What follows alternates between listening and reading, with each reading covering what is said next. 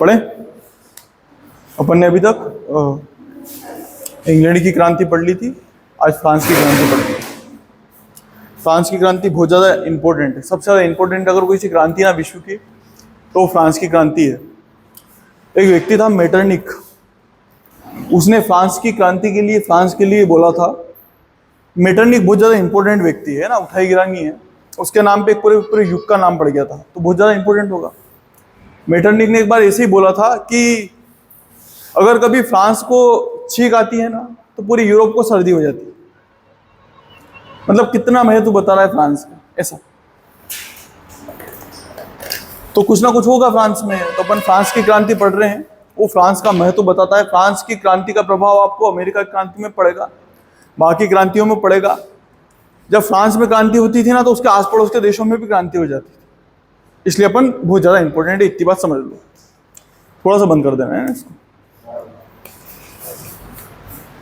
सबसे पहले तो इसके कारण देखते हैं कि कारण क्या क्या है। कोई भी क्रांति होगी तो किसी ना किसी कारण से होगी, कारण ही देखेंगे ये कारण क्या है क्रांति के। ऐसा आप लोग जब भी लिखें, कोई सी भी आंसर राइटिंग करें तो क्रम से लिखा करो, है ना। सबसे पहले कारण, पृष्ठभूमि अगर हो तो पृष्ठभूमि, फिर कारण, फिर कैसे घटनाएं घट रही है, ऐसे करके, ठीक है।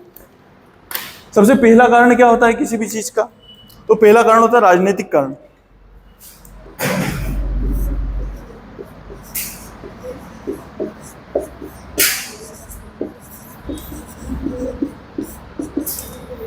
चला लिया। पहला कारण क्या है, राजनीतिक कारण। अभी जो फ्रांस है ना, वहां पर निरंकुश तानाशाही चल रही है शासक की। वहां पे क्या राजा का राज है, मतलब लोकतंत्र जैसा कुछ भी नहीं है। इंसान परेशान है, आम जनता बहुत ज्यादा परेशान है। जो राजा है ना बहुत ऐशो आराम की जिंदगी जी रहा है। बाकी जनता कहाँ रहती है, तो पेरिस में रहती है, और राजा कहाँ रहता है, वर्सेल में। उसको पसंद नहीं है गरीबी देखना, मतलब क्यों रहे गरीबों के बीच में।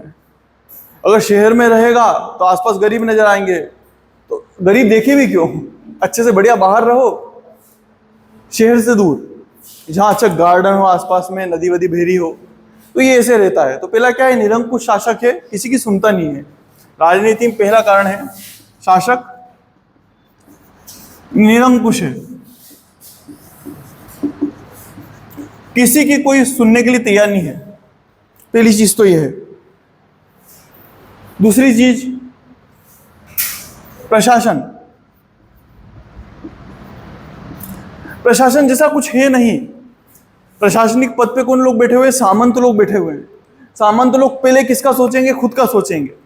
अभी आप प्रशासन देखते हो तो क्या होता है कि अपन लोगों में से उठ के लोग एग्जाम दे के प्रशासन में जाते हैं, तो वो लोग कहीं ना कहीं अपना सोचते हैं कि यार अपन भी इनमें से निकल के आए हैं तो अपन इनका सोचें। पर यहाँ फ्रांस की क्रांति में जो प्रशासक है वो लोग कौन है, तो वो लोग उन्हीं के लोग बैठे हुए हैं, सामंत लोग बैठे हुए हैं। उनको कोई फर्क नहीं पड़ता, उनको कोई निकाल नहीं सकता है। जो सैन्य बड़े बड़े अधिकारी हैं वो लोग भी कौन है, सामंतों के परिवार से हैं, राजा के परिवार से हैं। उसका भी कोई कुछ बिगाड़ नहीं सकता है। तो ये लोग, आप लोग अगर कोई सी नौकरी करो और मैं बोल दूं कि आप लोगों का कोई कुछ बिगाड़ नहीं सकता है, जैसे सरकारी लोगों को देखोगे आप ज्यादातर तो काम नहीं करते हैं। क्यों नहीं करते हैं वो काम, उनको पता है कि उनका कोई क्या बिगाड़ लेगा, निकाल सकता नहीं है। निकाल भी देगा आधी तनख्वाह ऐसे ही मिलेगी घर बैठे बैठे, तो बढ़िया काम हो जाता है। यहाँ पे यही व्यवस्था है। जो प्रशासन है ना वो सामंतों के हाथ में पूरा पूरा।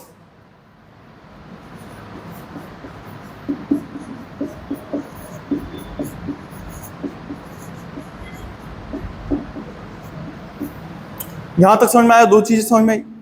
एक तो राजा निरंकुश है, और जो प्रशासक लोग हैं जिनके आधार पे सही से व्यवस्थाएं चलती है वो भी क्या है, वो सामंतों का है। तो वो लोग ध्यान नहीं देते हैं बेचारे गरीब लोगों पे, आम जनता पे।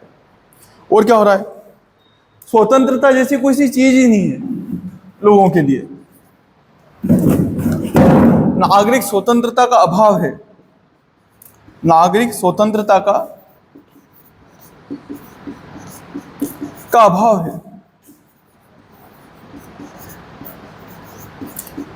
जैसे आप में से अगर कोई चाहे कि यार हम लोग को कोई सा संगठन बनाना है, कोई सा काम करना है, हम लोगों की इच्छा है कि हम अपने अनुसार काम करवाएं, तो अपने आप लोगों की सबकी इच्छा होगी कि चलो यार एक काम करते हैं, ये सड़क है तो इस सड़क में अपने कॉलेज से डायरेक्ट जाने का रास्ता नहीं है, है ना, मोड़ नहीं दे रखा है, यहाँ पे चौराहा नहीं है तो चौराहा बनवाते हैं। अब ये लोग सामंत हैं, प्रशासक, उनको तो फर्क पड़ता नहीं है। राजा तो आप लोगों को देखना पसंद नहीं करता, इसलिए दूर रहता है कि इन गरीबों को क्या देखूं। अब अगर आप लोगों की इच्छा हुई कि चलो इस चीज में थोड़ा सा परिवर्तन लेके आए, अपन लोग संगठित रूप से मांग करें, तो यहाँ पे संगठन बनाने का भी रिवाज नहीं है। अगर आपने संगठन बनाया तो आप पे कार्रवाई हो जाएगी कि संगठन क्यों बना रहे हो, राजा के खिलाफ जाओगे क्या। तो नागरिक अधिकार जैसा कुछ है ही नहीं, ना संगठन बना सकते हो ना सभा कर सकते हो, दोनों चीजों का अभाव है।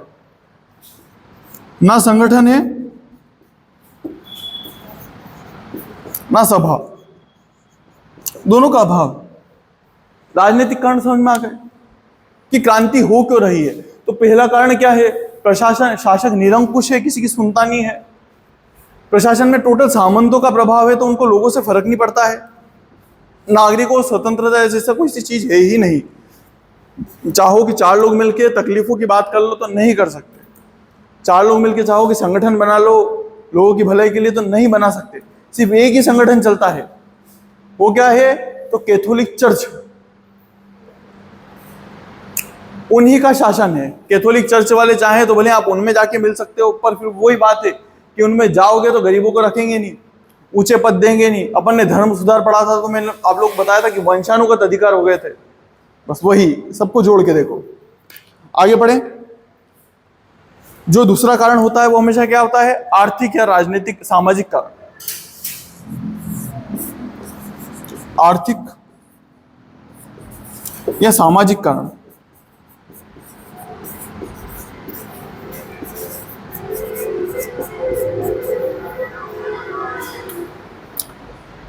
देखो, जब सामाजिक कारण समझना हो तो वहां के समाज को समझना पड़ेगा। लगभग दुनिया में आप कहीं भी जाएंगे तो समाज एक जैसे नजर आएंगे। वही देखा जाए तो अपन 3 भागों में विभाजित होते हैं, मध्यम वर्ग, कुलीन वर्ग और निचला वर्ग, जिसको निम्न वर्ग बोलते हैं। यहाँ के समाज में थोड़ा सा परिवर्तन है। यहाँ के समाज को 3 स्टेट्स में बांटा है। स्टेट्स मतलब वर्गों में बांटा है। जो फर्स्ट स्टेट है, आप लोग भी ऐसे ही लिखेंगे, स्टेट ही लिखेंगे क्योंकि इसको स्टेट ही बोला जाता था। जो फर्स्ट स्टेट है उसमें आते हैं पादरी लोग। पादरी मतलब समझ गए, वही किस्सा, वो जो ईसाई धर्म से संबंधित लोग हैं, चर्च से संबंधित लोग हैं। अपने यहां पे भी तो एक वर्ग है ना, पूरा पंडितों का एक वर्ग है। अपने समाज के कई लोग आते हैं उसमें, उनका तो वैसे यहां पे कौन है, पादरियों का वर्ग है। इनकी संख्या कितनी है, सिर्फ 1 लाख। कितनी है, 1 लाख। 1 लाख लोग हैं बस ये पादरी, मतलब बिशप, आर्क बिशप, इन सबको मिला के मैं पादरी वर्ग बता रहा हूं। मतलब धार्मिक वर्ग, पुजारी लोग, वो कितने हैं, 1 लाख है। पर संपत्ति में उनका हिस्सा कितना है, 20%। 20% संपत्ति सिर्फ किनके पास में है, तो सिर्फ 1 लाख लोगों के पास में देश की 20% संपत्ति। अति धनी लोग हैं। सेकेंड स्टेट है, उसमें आते हैं सामंत। सामंत 2 प्रकार के सामंत है, एक प्रशासन वाले और एक सैनिक वाले। प्रशासन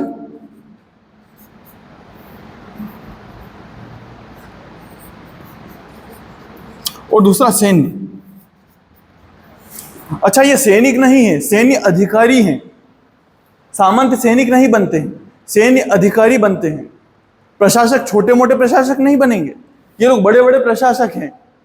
मतलब कलेक्टर की पोस्ट है ना, वैसे कुछ छोटे छोटे लोग नहीं है कि आराम से जाके ना आप सोच रहे हो कि सामंत कोई आके ने प्रिंसिपल बन गया, ऐसे वाले नहीं है ये लोग।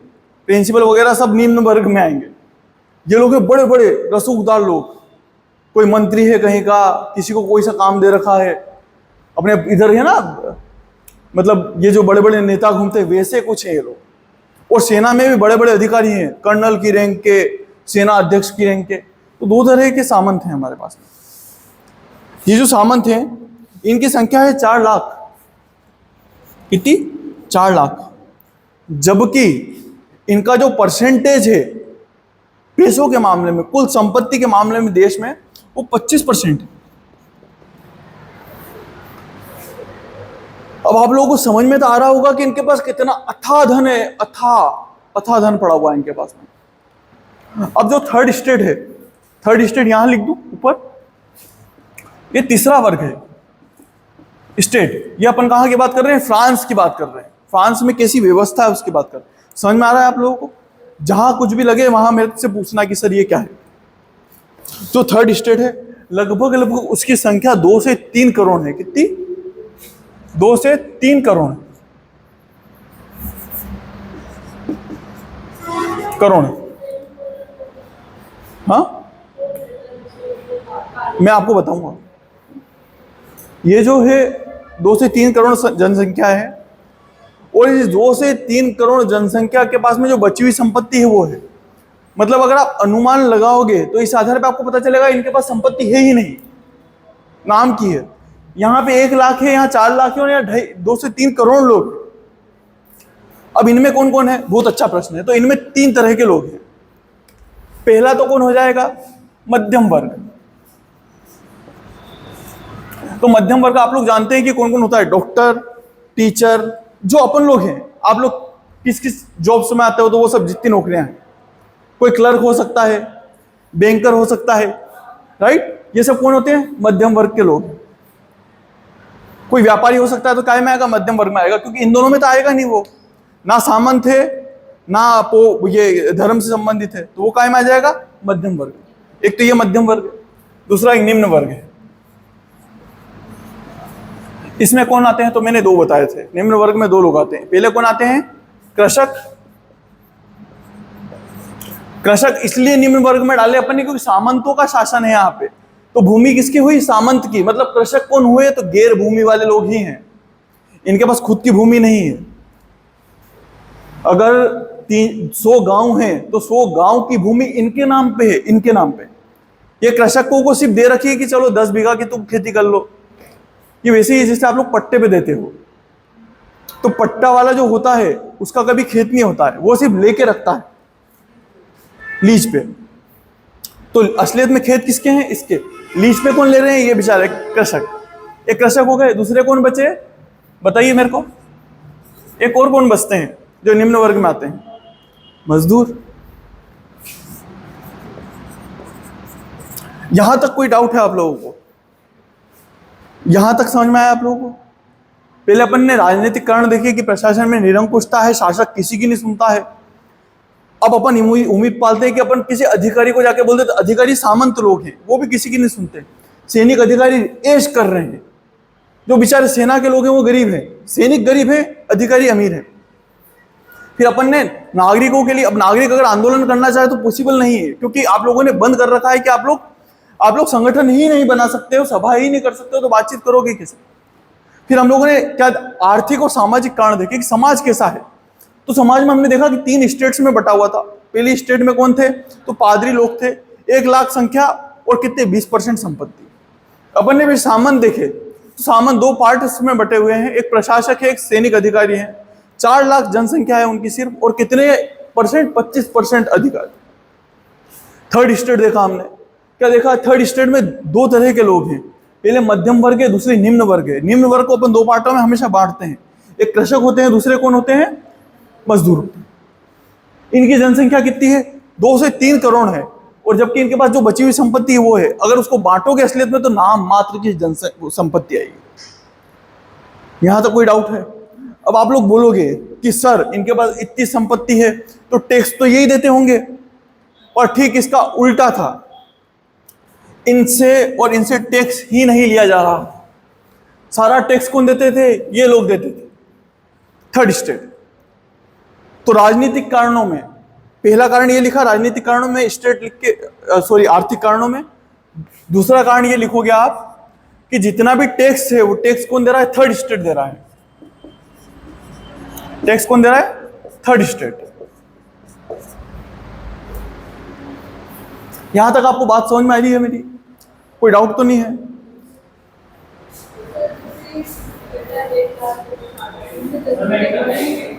अच्छा, सॉरी मेरे को समझ में नहीं आई।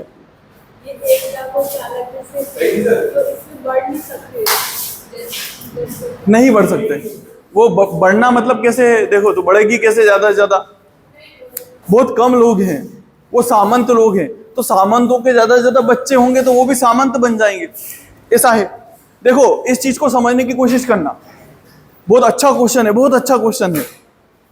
आप एक अच्छी कॉलोनी में जाना, प्रयोग कर सकती हो। एक अच्छी कॉलोनी में जाना जहां थोड़े उच्च वर्ग के लोग रहते हो। अगर नहीं मिले तो मेरे साथ में चलना, मैं आपको मंदसौर में घुमा दूंगा अच्छी कॉलोनी। वहां जब आप देखोगे तो आप लोग ऑब्जर्व करोगे कि वहां के जो माँ बाप हैं उनके बच्चे बहुत कम हैं। अमीर लोगों के बच्चे बहुत कम होते हैं, ध्यान रखना ये चीज आप देखना। अमीर लोग ये चाहते हैं कि कम बच्चे रहे, उनको हम अच्छी शिक्षा देके अच्छा कुछ बना दे। गरीबों के बच्चे बहुत होते हैं, क्योंकि गरीबों की ऐसी मानसिकता रहती है कि जितने बच्चे उतने हाथ उतना पैसा, जितने बच्चे होंगे उतने हाथ होंगे, उतनी मजदूरी होगी, उतना पैसा आएगा। तो यही कारण है कि ये कितने 2 से 3 करोड़ हो गए और ये कितने 1 लाख ही हैं। ये आज भी है, जाके देख सकते हैं, गरीबों की झोपड़ियों में जाके देख सकते हैं। कुछ गरीब समाज भी हैं, उनमें भी जाके देख सकते हैं। कुछ गरीब वर्ग हैं जो अमीर होना भी नहीं चाहते हैं, उनके ये है कि बस बच्चे भगवान की देन है और करते रहो। ठीक है, आगे बढ़े, यहां तक समझ में आया? मैंने तीसरा पॉइंट लिखाया, मैंने तीसरा पॉइंट लिखा है कि वो लोग टैक्स किससे ले रहे हैं? थर्ड स्टेट से ले रहे हैं। दूसरा पॉइंट, ये जो 2 स्टेट है फर्स्ट और सेकंड, ये टैक्स देते भी नहीं हो, लेते हैं टैक्स। फर्स्ट और सेकंड स्टेट क्या कर रहे हैं? टैक्स दे नहीं रहे पर ले रहे हैं। यहां तक समझ में आ गया? कोई डाउट तो नहीं है? अब आप लोग एक बार सोच के देख लो इन सबको देख के कि तीसरे स्टेट की क्या हालतें हो रही होगी, कितनी बुरी हालतों में रह रहे होंगे वो। अब ऐसे में क्रांति जरूरी है। एक और घटना भी हो रही है, वो चौथी घटना है। आप लोगों को पता होना चाहिए कि मध्यम वर्ग के पास में जब थोड़ा बहुत भी पैसा आता है, जब जो थोड़े बहुत अधिकारी लोग हैं, मतलब अधिकारी तो क्या कहेंगे उनको, टीचर हो गए, प्रोफेसर हो गए, है ना, डॉक्टर्स हो गए, वकील हो गए, ये जो मध्यम वर्ग के लोग हैं, व्यापारी हो गए, उनके पास जब पैसा आता है तो वो लोग क्या करते हैं? पैसों का थोड़ा बहुत पैसा है, आप लोग क्या करते हो? आप लोग मध्यम वर्ग के पार्ट हो, क्या करते हो? इन्वेस्टमेंट करते हो। ज्यादातर इन्वेस्टमेंट कहां करते हो? हाँ, कहां करते हो? कहां? खरीद, कोई सी जैसे पैसा आया ये कपड़े खरीदने के लिए चली, वो इन्वेस्टमेंट नहीं है, वो खर्चा है खरीदना।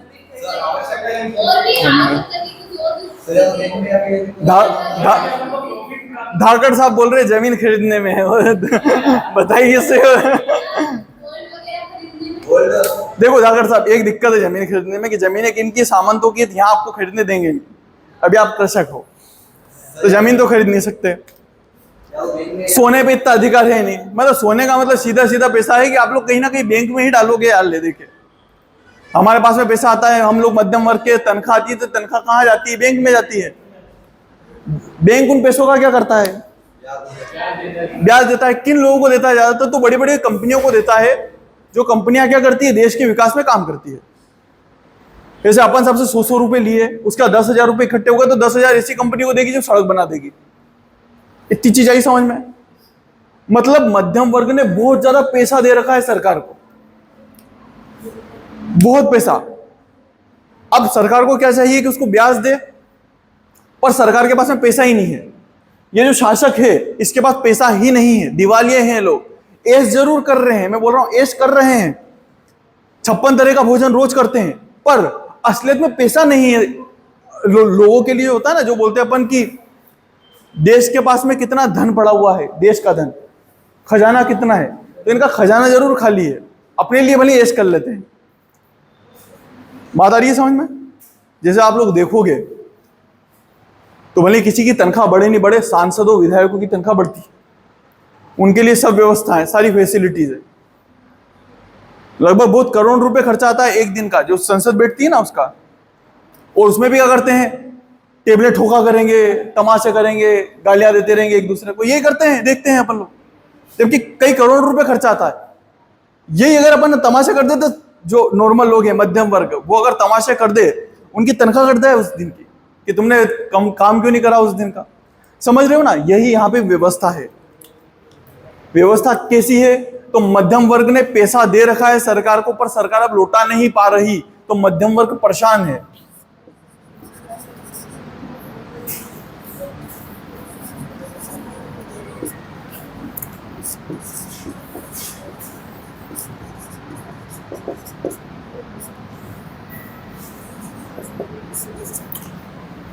मध्यम वर्ग का इन्वेस्टमेंट, और कुछ बोलेंगे क्या इसको?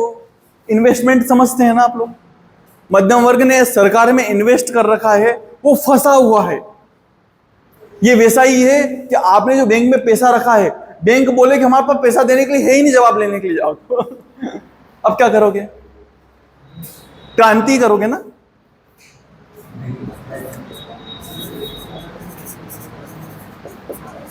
लिख पाएंगे? मध्यम वर्ग का पैसा फंसा हुआ है। यहां तक समझ में आई बात? कोई डाउट तो नहीं है? आगे बढ़े।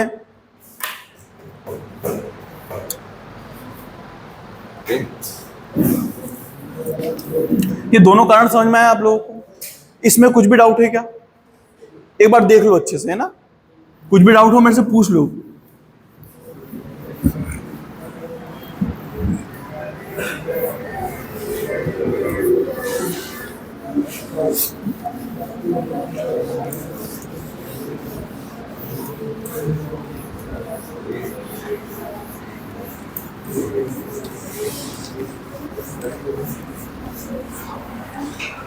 आप लोग जब पढ़ते हैं ना, तो चीजों को खुद से ऑब्जर्व करा करो कि हाँ, अपने आसपास की तो चीजें हैं, उससे इतर थोड़ी है।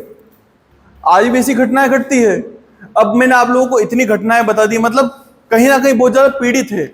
थर्ड स्टेट क्या है? बहुत ज्यादा पीड़ित है, बहुत परेशान है थर्ड स्टेट। एक और कारण है, तीसरा कारण है बौद्धिक क्रांति।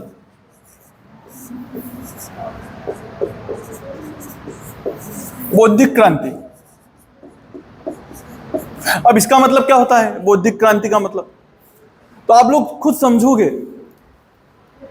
एक गरीब परेशान है, बहुत परेशान है, उसके पास खाने को कुछ नहीं है, पर वो अपनी भावनाएं ढंग से व्यक्त कर ही नहीं पाता है, नहीं कर पाएगा। वो परेशान का परेशान ही रहेगा।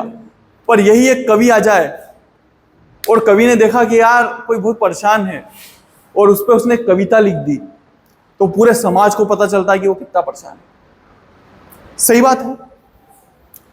या आप लोग खुद सोचो कि अगर आप लोगों को एक गरीब अपनी तकलीफ बता भी रहा है, तब भी आप लोगों को समझ में नहीं आती है। अपन लोग सोचते हैं कि ठीक, तेरे से परेशान तो हम लोग हैं यार, ले हम अपनी सुनाते हैं तेरे को। ऐसे ही करते हैं, हमारा समाज ऐसा ही है थोड़ा सा।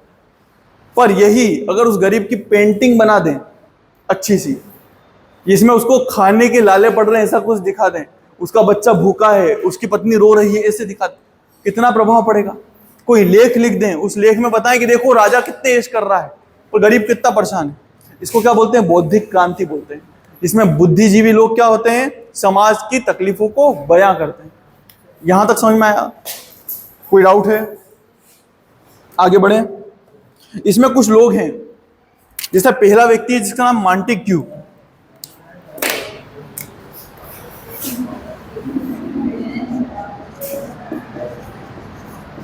मॉन्टेग्यू बोलते, मॉन्टेस्क्यू बोलते हैं। ये व्यक्ति है, ये स्वतंत्रता का पुजारी है, स्वतंत्रता की बातें करता है। तो लोगों को स्वतंत्रता का मतलब ये समझ में आता है कि राजा इतने ऐश कर रहा है, हमारे पास में खाने के लिए भी कुछ नहीं है, तो हमारी स्वतंत्रता काहे में है? इस चीज में ना कि हमको खाना मिले। पहला व्यक्ति है मॉन्टेस्क्यू। जो दूसरा व्यक्ति है वो है वोल्टेयर।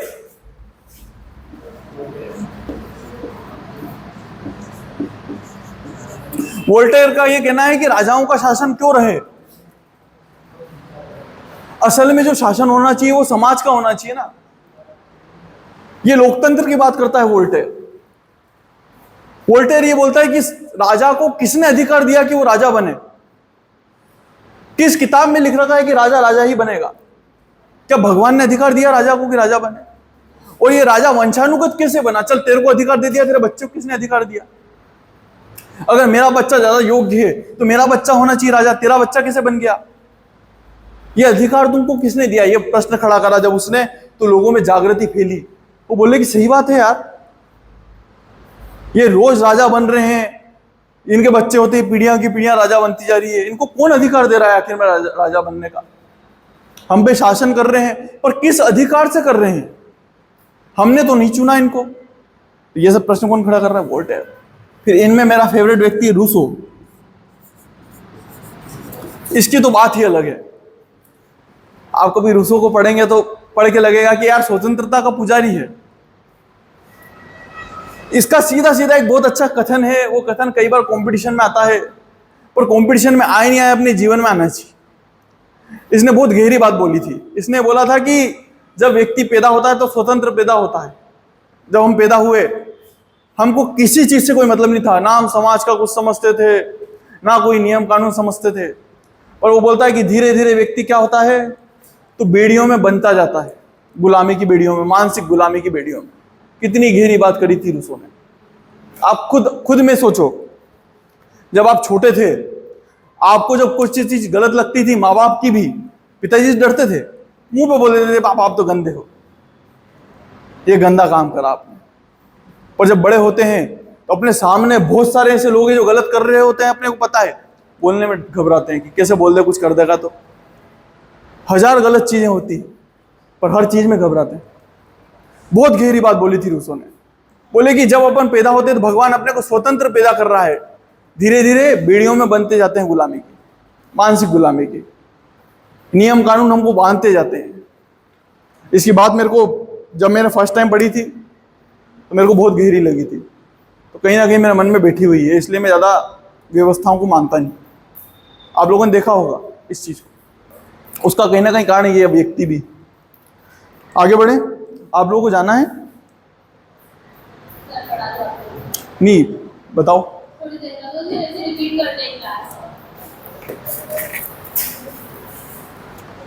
अब घटनाएं देखते हैं, घटनाएं कैसे घट रही है। ये सब कारण है। कारण समझ में आ गया आप लोगों को? ये रूसो है।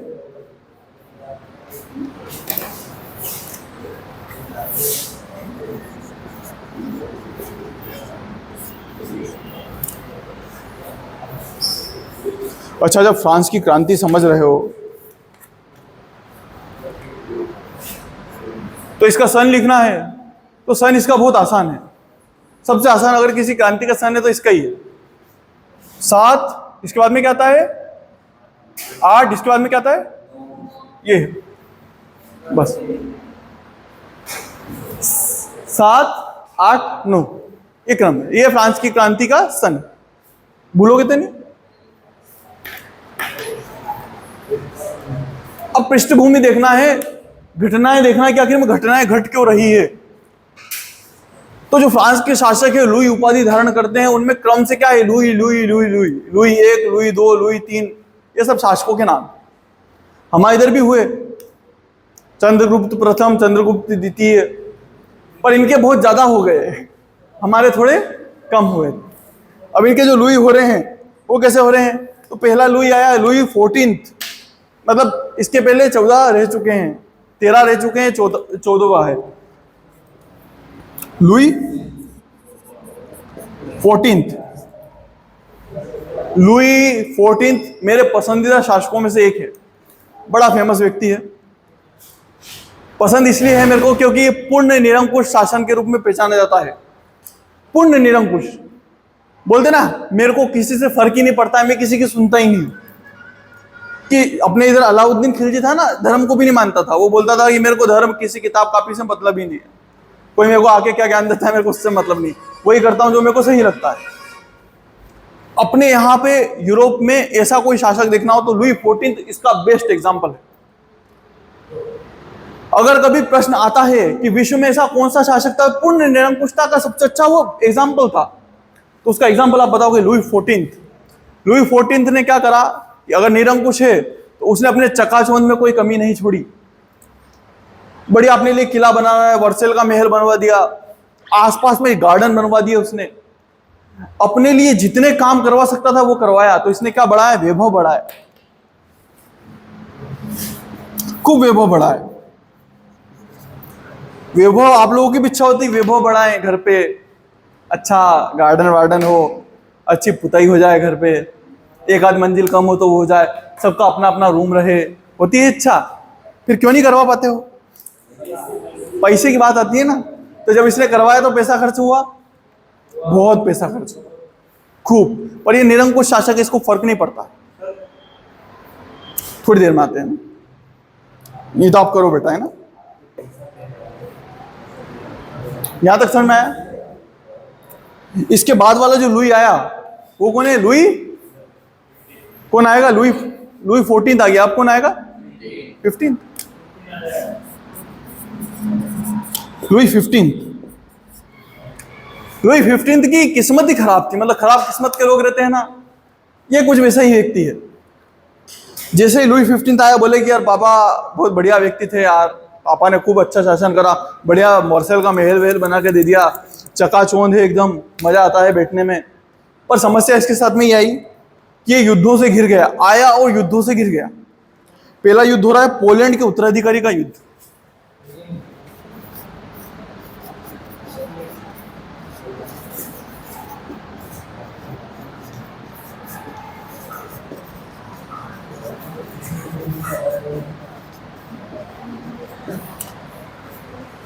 असल में पोलैंड में उत्तराधिकारी बनना था, और इन लोगों को उस चीज में राजनीति है कि हम अपना वाले व्यक्ति को बिठाएं।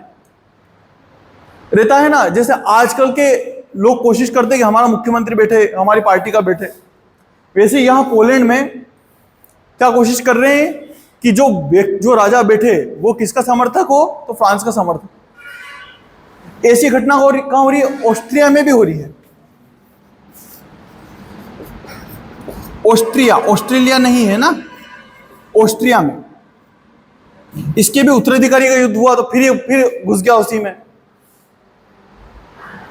इसका ये कहना है कि ऑस्ट्रिया में भी जो शासक बने वो किसका हितैषी रहे? मेरा हितैषी रहे। किसका? लुई 15 का।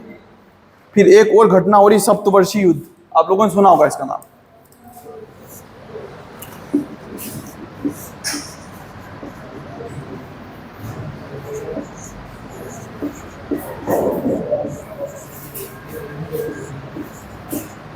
किनके बीच में हुए थे सप्तवर्षीय युद्ध? बोलने वाले ऐसा बोलते हैं कि पहला विश्व युद्ध था, बोलने वाले बोलते हैं, असलियत में लिखना मत, पर बोलने वाले बोलते हैं कि फर्स्ट वर्ल्ड वॉर थी, क्योंकि लगभग हर महाद्वीप में लड़ा गया युद्ध, भारत में भी लड़ा था, आप लोगों को पता होना चाहिए।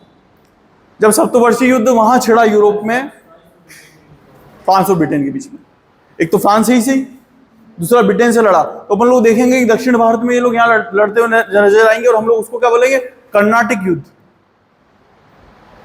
वो सप्तवर्षीय युद्ध का पार्ट। 7 सालों तक लड़ते रहे।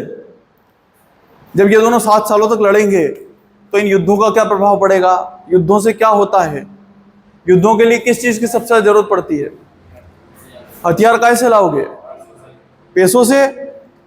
युद्धों में पानी की तरह धन बहता है, पानी जैसे पानी बहता है वैसे धन बहता है। आप लोग सोच भी नहीं सकते, इकोनॉमी अगर ऐसी जा रही हो ना तो युद्ध में ऐसे चली जाती है। जो लोग थोड़ा बहुत भी ट्रेडिंग करते हैं, शेयर मार्केट देखते हैं, उन्होंने देखा होगा कि भारत पाकिस्तान के बीच जरा सी झड़प हुई थी, शेयर मार्केट ऐसे गिरने लग गया। समझ रहे हो ना? क्यों? शेयर्स जो बड़ी बड़ी कंपनियां होती है डरती है, जैसे युद्ध होंगे निकल के चली जाएगी बाहर कि इस देश में कोई भविष्य ही नहीं है, कल को परमाणु बम गिर गया, खत्म हो गया देश, फिर कहां करेंगे पैसा? ऐसी व्यवस्था रहती है। यहां पे भी डर है, समझ पा रहे हैं?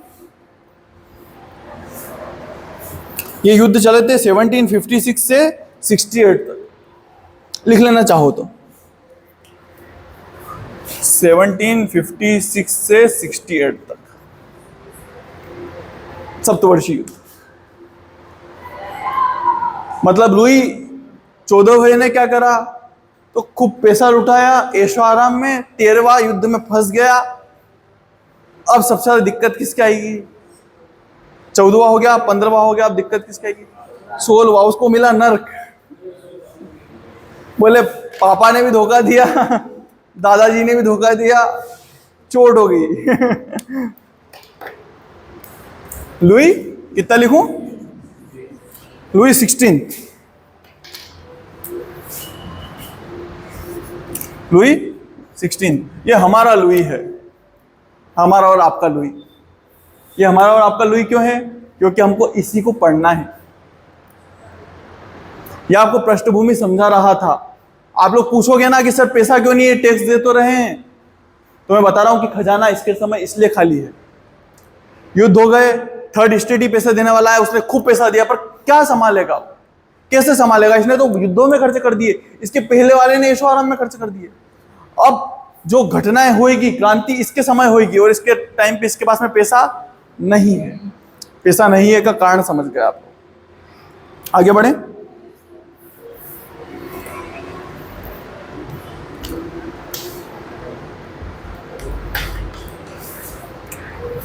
यहां तक कोई डाउट है? एक बार देख लो।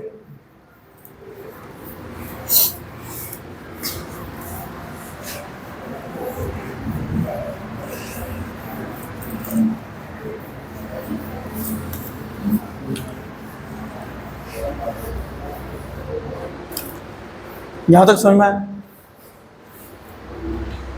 जाना है? मेरे को लगा आप लोग बात कर रहे हो, बोले कि जबरदस्ती बिठा के रख दिया। क्या? हाँ तो पूछो ना। परिणाम तो आखिरी में निकलेंगे, बहुत टाइम बाकी है। अच्छा, आगे बढ़े। तो अपना लुई कौन है? लुई कौन सा है? लुई अपना 16।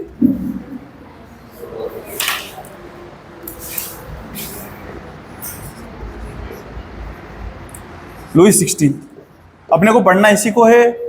क्रांति भी इसी के समय हो रही है। अब लुई 16 पे फंसा हुआ है, पैसे है नहीं, मध्यम वर्ग मांग रहा है कि आपके इसमें बैंकों में इतना पैसा लगाया था, आपने दिया नहीं सर, हम मांगने के लिए जा रहे हैं तो बैंक बोल रहे पैसा ही नहीं हमारे पास में। अब लुई 16 क्या करे? तो आज से 200 साल पहले, आज से 200 साल मतलब मैं जब यहां पे जी रहा हूं, इस सन से 200 साल पहले स्टेट बुलाई गई थी। स्टेट क्या होता है बताया मैंने? 3 स्टेट है। तो स्टेट जनरल का मतलब ये होता है कि तीनों स्टेट आके एक जगह बैठती है। तीनों स्टेट आएगी, एक जगह बैठेगी, और जो परेशानी होगी उसका हल निकालेगी। मतलब तीनों स्टेट का मतलब ये है कि तीनों स्टेट में प्रतिनिधि आएंगे। ऐसा नहीं कि 2.5 करोड़ लोग एक जगह आके बैठेंगे, पॉसिबल नहीं है। तो उनमें से जो 2.5 करोड़ लोग हैं, उनमें से वो लोग 300-400 लोग भेजेंगे। फर्स्ट स्टेट के लोग भी आएंगे, सेकंड स्टेट के भी आएंगे, थर्ड स्टेट के भी आएंगे। तो उसके क्या बोलेंगे? स्टेट जनरल बुलाना। तो शासक यही कर रहा है, परेशान है बहुत ज्यादा। ये क्या कर रहा है? स्टेट जनरल बुला रहा है।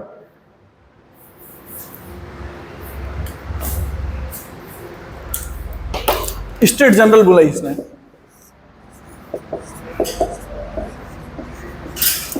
और आप लोग इसकी गंभीरता इसी बात से समझ सकते हो कि ये इस समय से 200 साल पहले बुलाई गई थी। मतलब हालत इतनी ज्यादा खराब है कि इनको फिर से बुलानी पड़ रही है। अगर ये नॉर्मल चीज होती तो लगातार बुलाते, पर लगातार बुलाते नहीं है। इसके पहले कब बुलाई थी? 200 साल पहले। स्टेट जनरल मतलब मैंने आपको 3 वर्ग बताए थे, first state, second state, third state. तो आप लोग मेरे को बताएंगे पहली स्टेट कौन सी थी? कौन लोग थे उसमें? पादरी वर्ग था। पादरी मतलब सीधी सी बात है, धार्मिक लोग हैं, उसके अंदर चर्च से रिलेटेड लोग हैं। जैसे अपने इधर मंदिरों से रिलेटेड लोग हैं, वैसे वहां पे कौन है? चर्च से रिलेटेड लोग हैं। दूसरा स्टेट कौन था? सामंत। और थर्ड स्टेट कौन था? तो मध्यम वर्ग प्लस, और कौन था? निम्न वर्ग।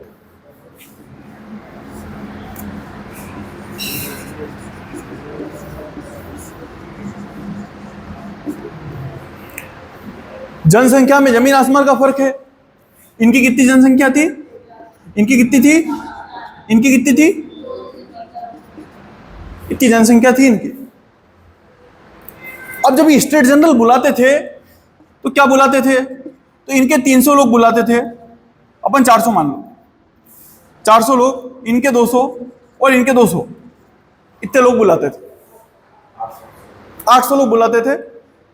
पर क्योंकि इनकी जनसंख्या ज्यादा थी इसलिए इनके कितने बुलाते थे? 400 लोग।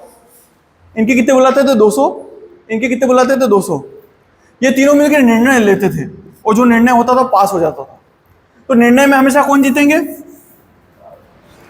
आपको क्या लगता है कौन जीतेगा? पादरी जीतेंगे। वो कैसे? ये 200 हैं, ये 200 हैं, ये 400 हैं। 400 वाले जीतेंगे, 400 वाले जीतेंगे। अगर इनका एक आधा भी वोट इधर पड़ गया तब जीतने के चांसेस किसके हैं? तृतीय वर्ग के हैं। पर ये चीज वो लोग समझते हैं, दोनों बेवकूफ नहीं है। जो आप लोग समझते हो वो लोग ये भी समझते कि अगर एक एक को बोला वोट देने की तो ये दोनों स्टेट्स, फर्स्ट सेकंड स्टेट, कभी जीत नहीं सकते। इसलिए एक एक को मत बोलो वोट देने की। ऐसे बोलो कि पहला स्टेट अपना एक वोट देगा, सेकंड स्टेट अपना एक वोट देगा और थर्ड स्टेट अपना एक वोट देगा। तीनों स्टेट्स को वोट देने का अधिकार था, पर्सन्स को वोट देने का अधिकार नहीं था। बात आ रही है मेरी समझ में? इन 200 लोगों का एक वोट है, 200 लोगों का एक वोट है, 400 लोगों का भी एक ही वोट है। अब बताओ कौन जीतेगा? हमेशा ये लोग जीतेंगे। दोनों के हित एक जैसे हैं। थर्ड स्टेट गरीब कभी जीत पाएंगे? नहीं जीत पाएंगे। राजा के सामने सभा बैठी। आप जो लेफ्टिस्ट बोलते हो, लेफ्टिस्ट लोग, वामपंथी लोग, सुना है नाम? ये तो लेफ्टिस्ट है, वामपंथी है, इसकी विचारधारा क्या है? वामपंथी। वो शब्द यहीं से निकला है। क्या हुआ था कि जैसे राजा बैठा हुआ है, राजा तुम्हारे सामने है, इधर जो राइट साइड में बैठे थे 400 लोग, वो कौन थे? तो वो लोग पादरी और सामंत लोग थे। इसलिए उनको बोलते हैं राइटिस्ट लोग, जो किसका समर्थन करते थे? सत्ता का समर्थन करते थे। जो लेफ्ट में लोग थे वो लोग कौन थे? किसान लोग थे। और कौन थे? मजदूर लोग थे। तो उनको क्या बोलते हैं? लेफ्टिस्ट बोलते हैं। ये नाम वहीं से पड़ा हुआ, क्योंकि ये लोग कहां बैठे थे? लेफ्ट में। ये लोग कहां बैठे थे? राइट में। बस यही राइट और लेफ्ट का झगड़ा है जो आज चलता है। बस उसमें विचारधाराएं बदल गई, पर कभी लेफ्ट राइट की बात करें कि लेफ्टिस्ट राइटिस्ट बात कहां से निकल के आई है, तो यहां से निकल के आई। दोनों के बीच तय हुआ।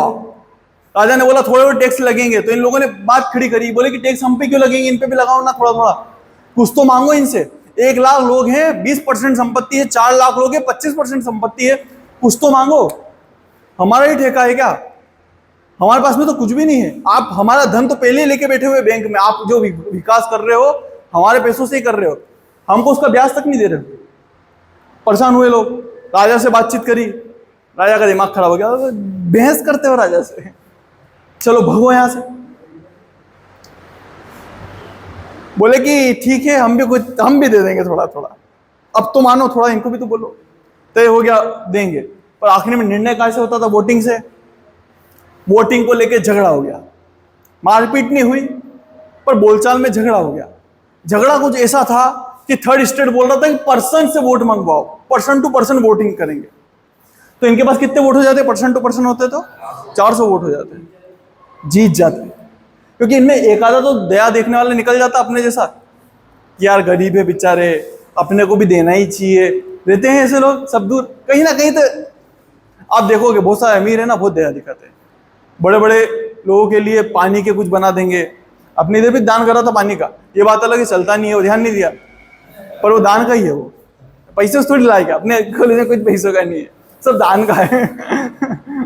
सब दान का है। तो समझ पा रहे हो मेरी बात को? कुछ अमीर अच्छे भी होते हैं, इनके जीतने की पूरी पूरी चांसेस थे। ये दोनों जीत नहीं सकते थे, इसलिए इन लोगों ने झगड़ा कर लिया। बोले कि नहीं, पर्सन टू पर्सन नहीं, एक स्टेट एक ही वोट देगा। झगड़ा हुआ तो ये लोग बाहर निकल गए। बाहर निकल के तय करा कि हम लोग तो नहीं मानेंगे। तो अंदर आने लग गए वापस कि हम लोग बातचीत करें। राजा ने बोला सैनिकों को दरवाजा लगा दो, ये दरबार है अपना, मैं राजा हूं। ये थोड़े फर्स्ट स्टेट सेकंड स्टेट के लग रहे हैं, कौन है? थर्ड स्टेट के लोग हैं। तुम लोग निकल के बाहर, तुम लोगों को निकाल दिया बाहर, कितने खुश हो रहे हो? तुम थर्ड स्टेट के हो, ये है फर्स्ट सेकंड स्टेट। क्या बोल रहा? अन्याय है। तू तो बेटा मजदूर वर्ग को बिलोंग करता है थर्ड स्टेट में।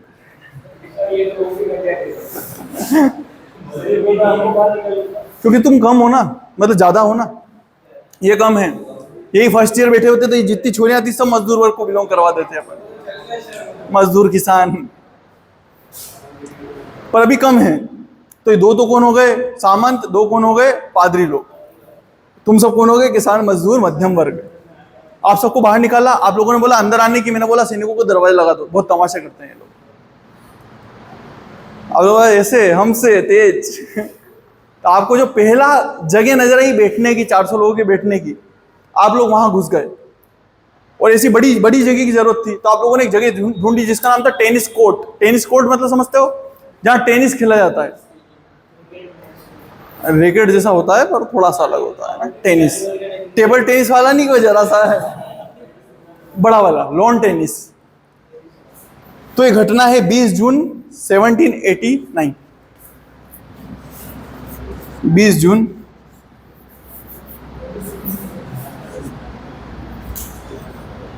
1789। क्या हो रहा है? Tennis court.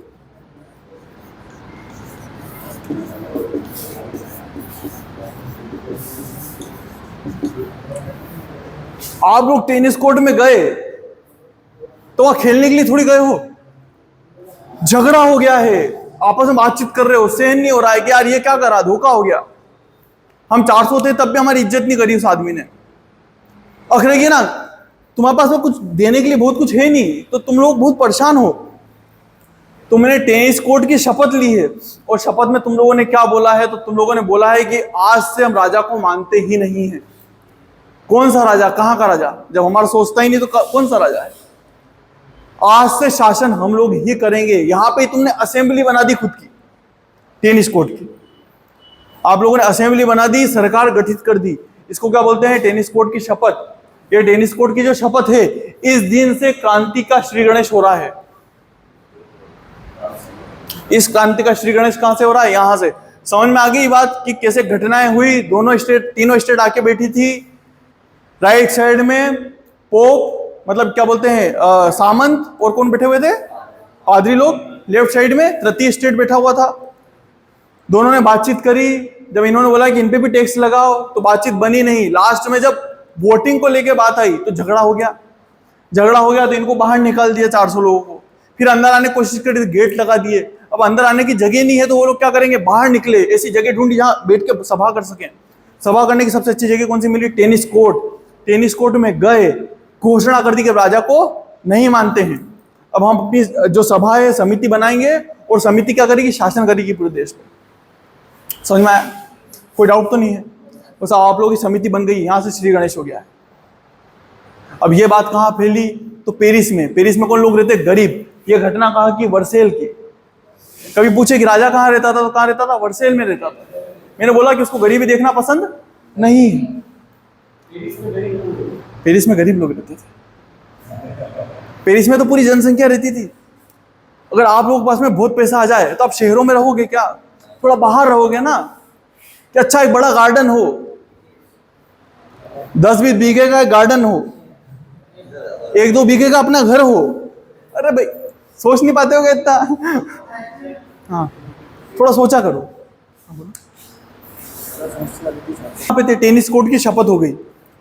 जैसे ही टेनिस कोर्ट की शपथ हुई, राजा ने सेना भेज दी। कहां पे? नगर में। क्योंकि नगर में क्या हो गया? नगर में अब कब्जा हो गया लोगों का। लोगों ने क्या बोला कि यार कौन सा राजा, कहां का राजा?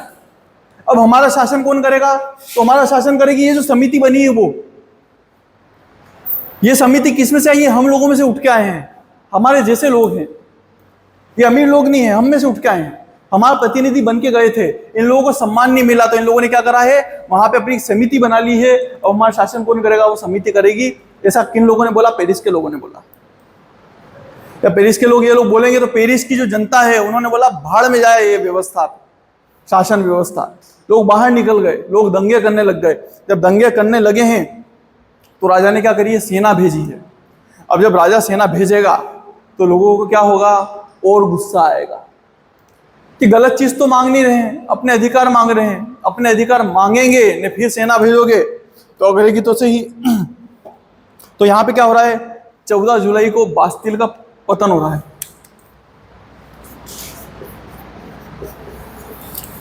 यह फ्रांस का राष्ट्रीय दिवस है वर्तमान में, बास्तिल का पतन।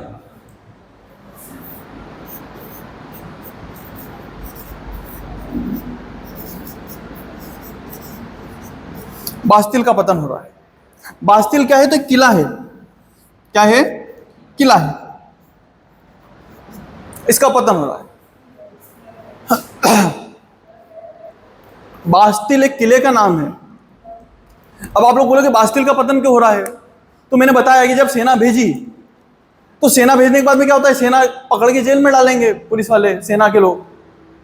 तो बास्तिल फेमस था। क्यों क्यों फेमस था? क्योंकि ये जो जगह थी वो इसलिए फेमस थी कि जो भी सरकार के खिलाफ कुछ करता था, सेना उसको पकड़ के कहां बंद कर देती थी? बास्तिल के जेल में। तो लोगों को पूरा भरोसा था कि बास्तिल के जेल में सैकड़ों लोग क्या है, बंदी है, जिन लोगों ने कभी विरोध करा हो, किनका? सरकार का, राजा का। अब उनके लिए तो ये लोग हीरो है ना, जो अंदर बंद है। इसलिए अपने लिए क्रांतिकारी हीरो थे जो जेलों में बंद थे, उनके लिए क्रांतिकारी हैं जो बास्तिल में बैठे। एक और अफवाह ये थी कि बास्तिल में बहुत सारे हथियार पड़े हुए हैं, अगर अपन ने हथियार लूट लिए, इन लोगों को छुड़ा दिया, तो क्या होगा कि क्रांति और अच्छे से आगे बढ़ा पाएंगे। तो इन लोगों ने क्या करा? बास्तिल को तोड़ के रख दिया। घुस गए बास्तिल के किले में, वहां के जो गेट है, गेट उखाड़ लिए, पर देखा तो बस 4-5 लोग बंदी थे। इनने सोचा हजारों की संख्या में बंदी मिलेंगे, पर कितने लोग मिले? 4-5 लोग बंदी मिले। हथियार के नाम पर कुछ भी नहीं मिला, पर एक मन में उत्साह तो आया कि ये प्रतीक था। प्रतीक किस चीज का? तो गुलामी का। आपकी जैसी आवाज खुली और आपको इसमें डाल देते थे।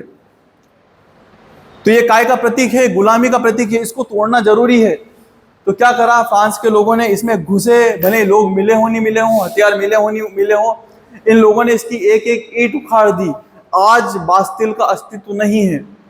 ढूंढने के लिए जाओगे तो आपको बास्तिल जैसा कुछ भी नहीं मिलेगा, क्योंकि इन्होंने एक एक ईंटें उठा के अपने घर में लेके गए। बहुत सारों ने अपने टॉयलेट में चुनवा दिया उसको कि देखो हम इसकी ऐसी इज्जत करते हैं। तो अपने आप भी एक घटना हुई थी, ठीक है, तो वहां पे भी बहुत सारी ईंटें तोड़ के अपने अपने घर लेके गए थे। आप लोग जानते होंगे, कभी जानोगे नहीं तो समझ जाना, कभी बताऊंगा। तो यहाँ पे भी ऐसी घटना हो रही है कि एक ईंट अपने घर पे लेके गए। यहां तक समझ में आया? कोई डाउट तो नहीं है? आगे बढ़ते हैं। बास्तिल का पतन हो गया। पेरिस पे किनका हो गया? इन लोगों का कब्जा हो गया। बास्तिल का पतन, पेरिस पे कब्जा।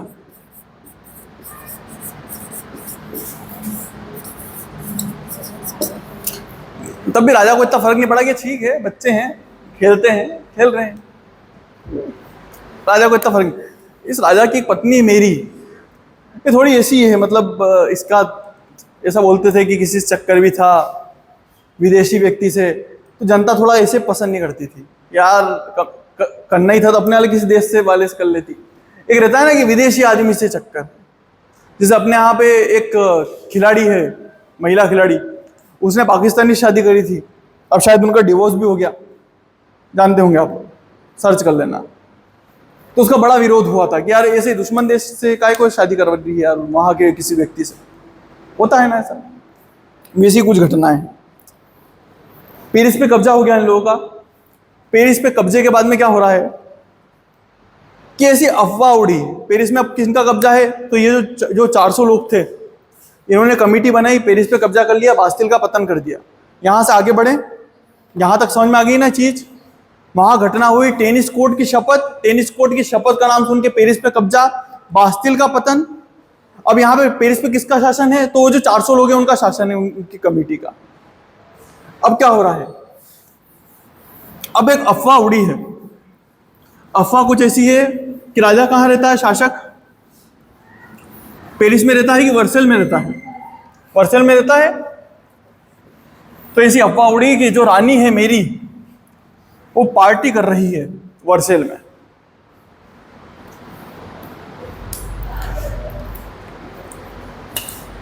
तो अपन टॉपिक जो अपन हेडिंग डालेंगे वो क्या है? क्रम चल रहा है, क्रम। उसमें नेक्स्ट जो टॉपिक डालेंगे वो डालेंगे वर्सेल की पार्टी की पार्टी। वर्सेल में एक पार्टी चल रही है और मेरी जो उसकी पत्नी है वो पार्टी दे रही है। महिलाओं को महिलाओं से विशेष प्रेम रहता है। आप समझ रहे हैं मैं किस प्रेम की बात कर रहा हूं? रहता है। महिलाओं से प्रेम करती। अगर ऐसा करती होती सच में, तो महिलाओं की सारी समस्याओं का हल हो जाता। आप उठा के देख लो, जब जब पर्दा प्रथा पे बात करोगे, कि औरतों को घूंघट में नहीं रहना चाहिए, मुस्लिम महिलाओं को बुरखे में नहीं रहना चाहिए, सबसे पहले उठ के कौन आएगी? महिलाएं आएगी कि नहीं रहना चाहिए। जहां लड़कियों की पढ़ाई की बात करोगे सबसे पहले औरतें आएगी, अरे क्या करोगे पढ़ा के आवारी हो जाएगी, क्यों पढ़ाना? कौन करती? महिलाएं करती है। बिगाड़ा कौन करती? महिलाओं का, महिलाएं ही करती। आप इतिहास उठा के देख लो, पुरुष कम करते हैं, महिलाएं ज्यादा करती। ऐसी यहाँ घटना हो रही है। जब पता चला कि मेरी ने पार्टी दी है तो जो पेरिस की महिलाएं हैं उनको रोष आ गया कि हमारे यहाँ खाने के लाल हैं, मेरा बच्चा भूखा बैठा हुआ है, ये महिला कैसे पार्टी कर रही है? तो ये सब औरतें क्या करी? झुंड बना के पेरिस की वो वर्सेल की ओर निकल गई कि पार्टी हो रही है ना, देख हम देखते हैं तू कैसे पार्टी करती है। तो महिलाओं की भीड़ कहाँ गई? वर्सेल में। और घुसी अंदर, महल के अंदर घुसी कि दिखा कहाँ पार्टी चल रही है। देखा तो कोई पार्टी वार्टी नहीं हो रही थी, अफवाह उड़ा रखी थी। और वो घुस तो गए हैं, अब घुसे तो कुछ ना कुछ तो करना पड़ेगा। तो एक तो लूटपाट करी, जो खाने का मिला अपने बच्चों के लिए अपने लिए लेके चली गई। महिला इस चीज में बहुत अच्छी और समझदार होती है। पुरुष होते नैतिकता दिखाते, ये वो, महिलाएं नहीं दिखाती। बच्चे से बढ़ के कुछ होता है क्या उनके लिए? नहीं होता। बच्चा भूखा है, कहीं से कुछ भी मिलेगा ले लेगी। महिलाओं ने दिखाया। फिर महिलाओं ने एक और काम भी करा। मेरी को देखा तो मेरी अच्छी सजी धजी बैठी हुई थी, खूब बढ़िया श्रृंगार कर रखा था, खूब पैसों की चीजें पहन रखी थी, ऐसे आसपास अच्छी मेज पड़ी हुई थी, उसमें खाने के बहुत अच्छे सामान पड़े हुए थे। ऐश की जिंदगी जी रही थी मेरी। तो इन लोगों ने बोला, महिलाओं ने, कि तू ऐसे रह रही है, हम इतनी परेशानी में रह रहे हैं, तेरे को फर्क नहीं पड़ता क्या? एक काम कर, तू हमारे साथ में चल, तेरे को हम जिंदगी दिखाते हैं कि हमारी जिंदगी कैसी है, तू भी तो देख, इतनी दूर क्यों रहती है हमसे? तो क्या घटना हो रही है? वर्सेल की पार्टी के बाद में पार्टी जैसा तो कुछ हुआ नहीं, पर जो मेरी और जो शासक था लुई 16, लुई प्लस मेरी, ये 16, इनको कहां लेके चले गए? पेरिस। दोनों को कहां लेके चले गए हैं? पेरिस लेके चले गए। यहां तक घटनाएं समझ में आई है। अब पेरिस में क्या हो रहा है, अपन पेरिस में देखते हैं। ये लोग पेरिस में आए, इनको एक छोटा सा राजमहल था, वहां रुकवाया कि आप रहो, आपका ध्यान रखेंगे। राजा राजा होता है, ऐसा मत समझना कि इनको बिल्कुल झोपड़ी में रख दिया। अभी भी बहुत बड़ी ऐसी जनसंख्या है जो चाहती है कि राजा फिर से शासक बन के रहे। सारी जनता एक जैसी नहीं होती है। आप लोग देखते हो कि कितना ही भ्रष्टाचारी शासक हो, अपने यहाँ का कितना ही भ्रष्टाचारी नेता हो, उसके पीछे भीड़ खड़ी होती है। जब आतंकवादी मरता है तो उसके पीछे भीड़ खड़ी हो जाती है, उसके जनाजे में। देखा होगा आप लोगों ने। तो भीड़ यहाँ पे भी तो थी, यहाँ पे भी राजा के समर्थक लोग थे। राजा का समर्थक होने के कारण पूरी तरीके से राजा ऐसा नहीं कि बिल्कुल अकेला पड़ गया। तो राजा कहाँ रुकवाया? महल में रुकवाया। मेरी भी अच्छा जीवन जी रहे हैं, मतलब समस्या नहीं है। पर यहाँ पे दो पार्टियां हैं, वो पार्टियां आप लोगों के लिए बहुत ज्यादा इंपॉर्टेंट है, क्योंकि क्वेश्चन आता है कि इस पार्टी का संबंध किससे है, किस देश से है, किस क्रांति से है। पहली पार्टी का नाम है जैकोबियन क्लब। पहली पार्टी जिसका नाम क्या है? Jacobin club. आप यहां लिख सकते हैं कि राजनीतिक संगठन, संगठन। ये अपन अलग से लिख रहे हैं ना, अलग से जानने के लिए थोड़ा सा। इसका संबंध घटनाओं से नहीं है, है ना। अपन बस जान रहे हैं कि स्थिति क्या है वहां की, पेरिस की स्थिति क्या है। राजाओं को महल में ठहराया है, वो 400 लोग थे। उस 400 में भी तो अलग अलग विचारधाराओं के लोग होंगे ना। दो विचारधाराओं के लोग थे। पहला था जैकोबियन क्लब।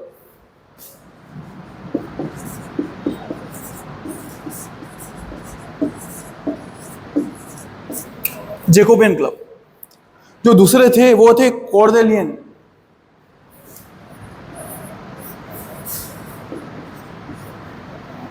ये दे है ना, कॉर्देलियन। जैकोबियन क्लब और कॉर्देलियन, ये दो अलग अलग पार्टियां थी। ये थोड़े ज्यादा उग्र थे कॉर्देलियन। बाद में इनके इतना उग्र तो कोई बनेगा ही नहीं। होता है ना बहुत सी बार कि पहले कम उग्र रहते हैं, धीरे धीरे सीख सीख के अति उग्र हो जाते हैं। आप लोग देखोगे जब अपन वर्ल्ड वॉर सेकेंड पढ़ेंगे तो एक तो हिटलर है, एक मुसोलिनी है। मुसोलिनी कहाँ का? इटली का। वो पहले उदार था, फिर क्या बना? कट्टर बना। वैसे ही अभी तो ये लोग उदार हैं थोड़े। उदार मतलब बोलते हैं कि समझौते करो यार, ज्यादा मारपीट लड़ाई झगड़े मत करो। ये अति कट्टर है और इनका ये कहना है कि उठा के फेंको राजा की सत्ता। राजा कौन, कहां का राजा, कौन सा राजा, ऐसा किनका कहना है? कॉर्डिलियंस का है। इनका जो नेता है उस नेता का नाम है रोबेस्पियर। रोबेस्पियर, पियरे, रोबेंसो पियरे या रोबेस्पियरे। इसको रोबेस्पियर, रोबेस्पियर भी बोलते हैं, जैसा आप लोग प्रोनाउंस कर सको। रोबेस्पियर है या रोबेस्पियर। फ्रांसीसी नाम है, इंग्लिश नाम भी हमको समझ में आते हैं, फ्रांसीसी नाम हमको समझ में नहीं आते। उनकी टंग थोड़ी अलग है, जैसे चाइनीज नाम तो हमको और समझ में नहीं आते हैं। आप सुनना भले, चाइनीज में बात करें तब उसको समझने की कोशिश करना। इसके जो नेता है उनका नाम है दांते। ये दांते वाले दांते नहीं है, दार्शनिक दांते नहीं है, दूसरे दांते हैं ना, ध्यान रखना, उनसे कंफ्यूज मत कर जाना। दांते रोबेस्पियर है। यहां तक समझ में आया? चश्मे की बहुत जरूरत है, 101% जरूरत। मेरे साथ में ऐसी घटनाएं हुई है इसलिए। यहां तक समझ में आया? कोई डाउट है? अपन ने सबसे पहले क्या देखा? कारण देखे। कारण के बाद में क्या देखा कि पैसा क्यों नहीं है, तो अपन ने 3 शासकों को देखा, लुई 14, 15, 16। इसके बाद पैसा नहीं। अपन ने फिर देखा कि पैसा नहीं होगा तो क्या होगा, तो स्टेट जनरल बुलाई, स्टेट जनरल में झगड़ा हो गया। झगड़ा हुआ तो क्या हुआ, 20 जून को लोगों ने घोषणा कर दी। कहां जाके? तो टेनिस कोर्ट में जाके घोषणा कर दी कि अब हम आपका पार्ट नहीं है। नहीं है तो क्या करा लोगों ने, क्या करा, पेरिस में कब्जा कर लिया। पेरिस में कब्जा हुआ तो एक अफवाह उड़ी। अफवाह कहाँ की थी? वर्सेल की। यहाँ पार्टी हो रही, तो महिलाएं वहां गई तो पार्टी नहीं मिली, तो क्या करा, राजा रानी को उठा के कहां लिया? पेरिस में उठा के लिया। जब पेरिस में उठा के लेके आए तो घटनाएं क्या घट रही है? मैं आपको 2 राजनीतिक पार्टियां बता रहा हूं, जिनके नेता बता रहा हूं। ये लोग अभी क्या है, वहां पे सत्ता पे बैठे हुए लोग हैं। अभी सत्ता किनके पास में? तो सत्ता इनके पास में। यहां तक समझ में आ गई बात? हाँ,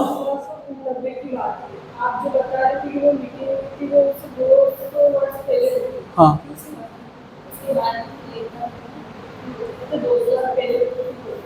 हाँ, 200 साल पहले हुई थी जो मीटिंग हुई। इसके पहले वो 200 साल पहले हुई, मतलब 200 साल पहले इतनी बुरी स्थिति कभी बनी होगी।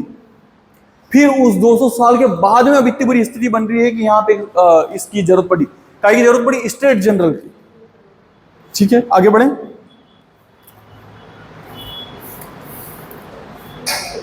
अब क्या घटनाएं घट रही है कि मैंने आप लोगों को बताया था कि अगर आप राज परिवारों की बात करोगे, राजा किन से शादी करता है? राजा अपनी बेटियों की शादी किन से कराता है?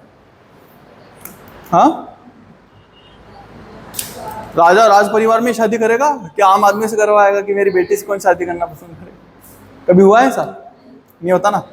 तो जब राजा दूसरे राजा शादी करवाएगा, प्रिंस प्रिंसेस से शादी करेगी, तो इस घटना से क्या होगा, आसपास के जो राज्य हैं एक परिवार के हो जाएंगे। जैसे इसका बहुत अच्छा एग्जाम्पल बताता हूँ। शायद वर्ल्ड वॉर 1 या वर्ल्ड वॉर 2 में जो जर्मनी का राजा है और जो फ्रांस का राजा है, जो रूस का राजा है और जो इंग्लैंड का राजा है, एक ही परिवार के हैं। इनका खून एक है, पर जानवरों जैसे लड़ रहे हैं, खून बहा के रख दिया लोगों का, और परिवार क्या है इनका? एक ही। चल रहा हो?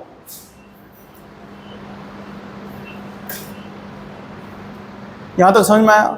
तो इनके आसपास के परिवार वाले रहते होंगे आसपास के देशों में।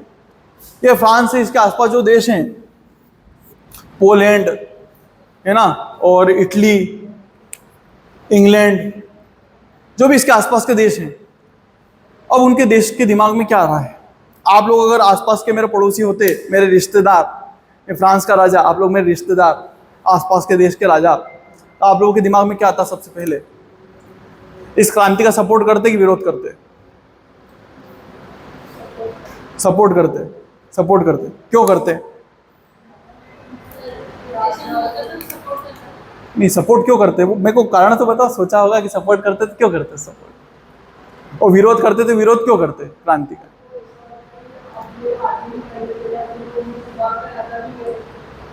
आगे नहीं बढ़ने देना है उसको, तो जलन के मारे की सपोर्ट करते कि यार तू तो बढ़िया मर रहा है तो मरने दो, सपोर्ट करते हैं। विरोध वाला कोई सोच सकता है कि विरोध करते हैं? क्यों विरोध करेंगे वो? देखो, घटनाओं को समझने की कोशिश करो।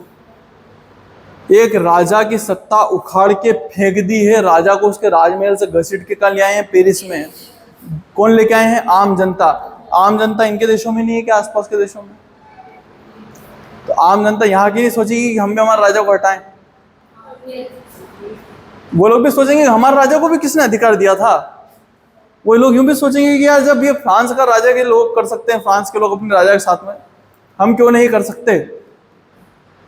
सोचेंगे, सीधी सी बात। तो इनको इस क्रांति से नफरत है, घोर नफरत है। दूसरी चीज, इनने बहन बेटी ब्याह रखी है। जो बहन बेटी आगे होने वाली रानी थी और रानी नहीं रहेगी।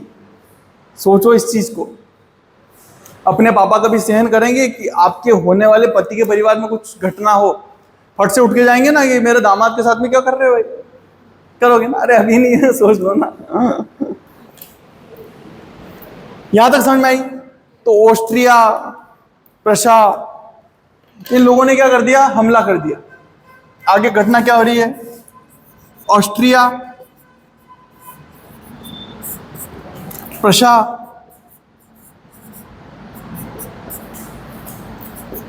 कहीं ना कहीं जो आसपास के और भी देश हैं, जैसे हॉलैंड, जिसको नीदरलैंड भी बोलते हैं अपन, है ना, डेनमार्क, ये जो आसपास के जो देश हैं, इन लोगों ने सबने मिलकर क्या करा? आक्रमण कर दिया। पर मेन कौन है? ये दोनों है, ऑस्ट्रिया और प्रशा। इसमें कहीं ना कहीं हाथ है पीछे से, किसका? इंग्लैंड का। पर इंग्लैंड बहुत ज्यादा जोर नहीं लगा रहा, क्योंकि वहां पे अपन ने क्या पढ़ी थी? पहली क्रांति पढ़ी थी। और क्रांति में क्या हुआ था? लोगों का शासन आ गया था। तो लोगों का शासन वहां पे है, तो वो लोग इतना पसंद नहीं करेंगे कि यार हम लोग इंटरफेयर करें इतना। वो लोग चाहेंगे कि यहाँ पे भी लोगों का शासन हो, ठीक रहेगा। रूस बहुत ज्यादा परेशान है, बोलेगा भाग यहाँ से, बंद करो इन सबको। ऐसे कई सारे देश है आसपास के, जो राजाओं के देश है, सब परेशान है। बेल्जियम, जोड़ सकते हो, ऐसे आसपास के देशों के नाम जोड़ सकते हो। इन सब ने मिलकर क्या करा? आक्रमण कर दिया।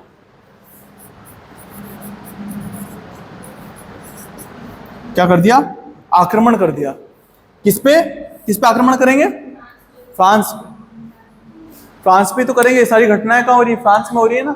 अभी राजा का राज थोड़ी क्या है फ्रांस पे, अभी तो इनका राज है। फ्रांस पे हमला करने का मतलब इन पे हमला करना है। राजा को तो बंधक बना रखा है। फ्रांस पे हमला करेंगे, इनको हराएंगे और राजा को वापस बोलेंगे कि आओ गद्दी पे बैठो, इसलिए हमला करा है। यहां तक डाउट है क्या?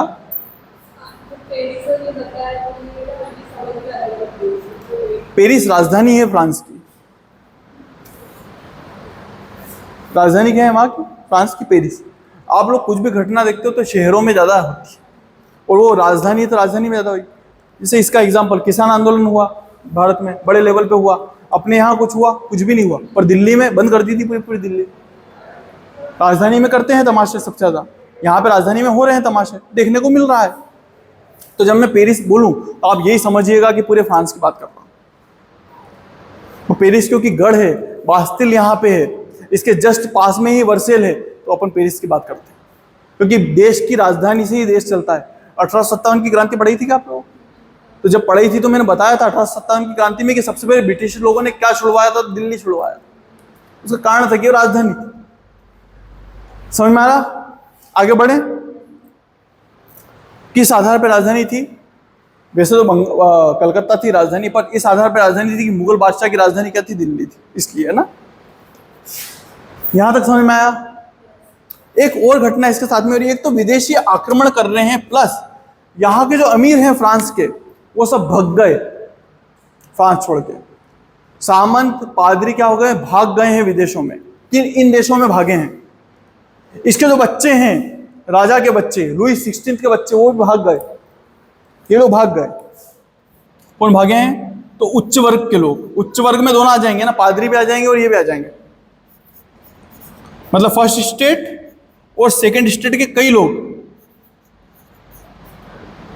वर्ग के कई, ये कल के लिख देना ना, कई लोग क्या करे? भागे। और भाग के कहां गए हैं? तो ये जो आसपास के देश हैं जो विरोध कर रहे हैं क्रांति का माल, जाके छुपे। जब वहां जाके छुपेंगे, भगेंगे, पैसा लेके भगेंगे, तो क्या होगा? सीधी सी बात होगी कि ये जो अभी जो शासन चल रहा है, जिनका अभी शासन किनका चल रहा है? इनका। ये लोग बोलेंगे सीधी सी बात राजा को बोलेंगे कि राजा तू बुला इनको, हम आज से अधिनियम पास करते हैं, अधिनियम पास कर रहे हैं कि ये जो बाहरी भगोड़े जो भगे हैं उनको तुरंत देश में आना पड़ेगा, और अगर देश में नहीं आया तो उनका जितने भी अधिकार हैं, जितनी भी संपत्ति है, वो सरकार क्या करेगी? जब्त कर लेगी। ये इन लोगों ने निकाला प्रस्ताव पे किसके साइन की जरूरत होती है? राजा की, क्योंकि राजा अभी भी क्या है? राजा है। ये लेके गए, राजा ने मना कर दिया, कोई साइन वाइन नहीं करूंगा, मेरे तो बच्चे, मेरे बच्चों के खिलाफ कैसे साइन कर दूं? वो लोग तो मेरे समर्थन में भगे हैं, उनके खिलाफ कैसे साइन कर दूं? राजा ने मना कर दिया। इधर विदेशी देशों के लोगों ने आक्रमण कर दिया, और आक्रमण में भाषण दे रहे हैं कि हम अपने भाई को छुड़ाएंगे, लुई 16 को कैसे बंदी बना रखा है।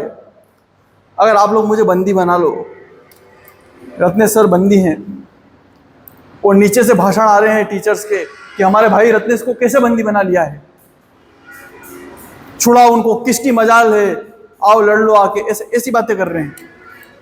अब तुम लोगों के बस में उनको मारना तो नहीं है, मैं तो तुम्हारे पास में हूं, सारा गुस्सा किस पे उतारोगे? उतारोगे ना, खुश होते हुए ना ऐसी बातों से। ये एग्जाम्पल है, सीरियस मत रहा करो, ये तुम्हारी खुशी ना मेरे से देखी नहीं जाती है। यहां तक समझ में आ गया ना? क्या घटनाएं घटी? बास्तिल का पतन, फिर वहां पे पार्टी में लूटने के बाद में दोनों को लेके आए हैं, 2 क्लब बने हुए हैं, 2 क्लब के बाद में यहाँ पे विदेशी शक्तियों ने आक्रमण कर दिया है, जो यहाँ के उच्च वर्ग के लोग हैं वो भाग गए हैं। भागने के बाद में यहाँ के जो सरकार है वो बोल रही है कि भागे हुए लोगों को आना पड़ेगा, नहीं आए तो संपत्ति जब्त कर लेंगे। उन्होंने आदेश निकाला, आदेश पे राजा ने साइन करने से मना कर दिया, बोले कि मेरे को मतलब नहीं है, मैं साइन नहीं करूंगा। अब क्या घटनाएं घट रही है? साइन करने से मना करा, यहाँ पे सत्ता में परिवर्तन आ गया। अब क्या हुआ कि सत्ता किन ने कब्जा कर ली? जैकोबियन क्लब ने। इनकी भी आपस में जमती थी, ये थोड़ा बहुत राजा को मान भी रहे थे। मैंने क्या बोला, ये पहले नरम थे, उदार थे, अभी कट्टर हो गए। इन्होंने पूर्ण रूप से काय की घोषणा कर दी, तो लोकतंत्र की घोषणा कर दी। क्या आज से किसका शासन है? राजा का शासन है। ये राजा किनका समर्थन कर रहा है? विदेशी ताकतों का समर्थन कर रहा है ताकि हम पे हमला कर सके। ये राजा भगोड़ों का समर्थन कर रहा है, और समर्थन तो कर ही रहा है, नहीं तो साइन कर देता, साइन भी नहीं करे हैं इसने। फिर एक बार राजा भगते हुए भी पकड़ा गया, सबसे बड़ी समस्या वहां हुई। और जब ये भगते हुए पकड़ाया तो लोगों में आक्रोश आ गया। उसी दिन इन लोगों ने क्या करा? इन लोगों ने कब्जा कर लिया सत्ता पे, और सत्ता पे कब्जा करते काय की घोषणा कर दी, लोकतंत्र राजा जैसा कोई रहा नहीं, ये घोषणा कर दी। यहां तक समझ में आया? आगे देखते हैं। यहां पे कोई डाउट है? एक बार सोच लो, कोई पूरी घटनाएं कैसे घट रही है, कोई चीज समझ में नहीं आया तो अभी पूछ लो।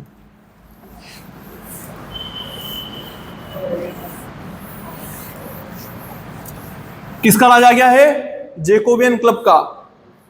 किसका शासन आ गया है? जैकोबियन क्लब का।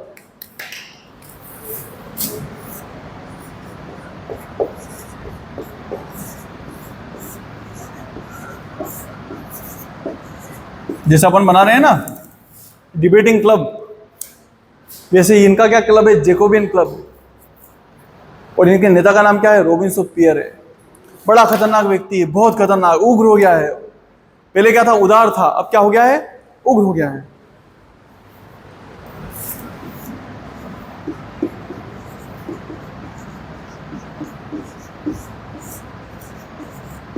रोबिन्सोपियर है।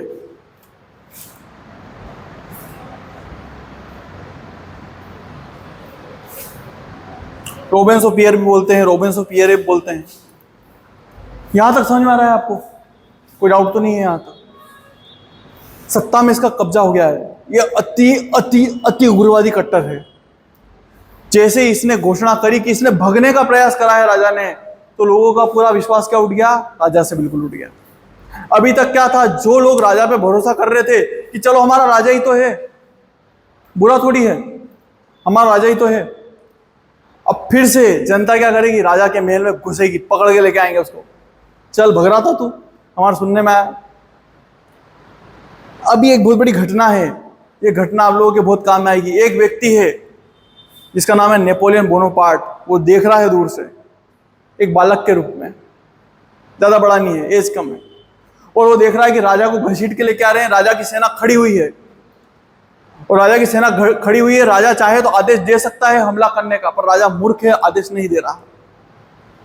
राजा अभी भी ये सोचता है कि अपने ही तो लोग हैं, क्या करेंगे, ज्यादा से ज्यादा कुछ भी नहीं करेंगे, छोड़ देंगे मेरे को, थोड़े टाइम बाद फिर सत्ता आ जाएगी। पहले भी तो वहां से यहां लेके आए थे, यहां से कहीं और लेके जाएंगे, बुरा क्या मानना, ठीक है, होता है। समझने की कोशिश करना इंसान कैसे बढ़ता है। जैसे एक व्यक्ति है, अगर उसके माँ बाप बचपन में अगर चले जाएं तो उसका जीवन बाकी लोगों के जीवन से अलग रहता है, बहुत अलग। अगर किसी के सामने बचपन में कोई सी घटना घटी हो, अगर लगातार बच्चा हत्याएं देख रहा है तो उसके दिमाग में रहेगा कि हत्या करना कोई बड़ी बात नहीं। वैसे ही यहाँ पे नेपोलियन देख रहा है कि राजा चाहे तो एक एक को मरवा सकता था, मूर्ख है राजा। जब आप लोग, मैं पढ़ाऊंगा आपको नेपोलियन को तो बताऊंगा कि उसने जब विद्रोह करने के लिए आए थे नेपोलियन के सामने, तो उसने तोपें चलवा दी थी, फट गए थे लोग। यहाँ तो गोलियां चलवा सकता था, नहीं चलवाई। उसने सीख ली थी इस घटना से। ऐसे कॉलर पकड़ के लेके आ रहे हैं राजा को, बोले भग रहा था ना तू, तो ले भग, कहाँ भग रहा था। जब राजा को ऐसे लेके आए हैं तो 21 जुलाई 1792,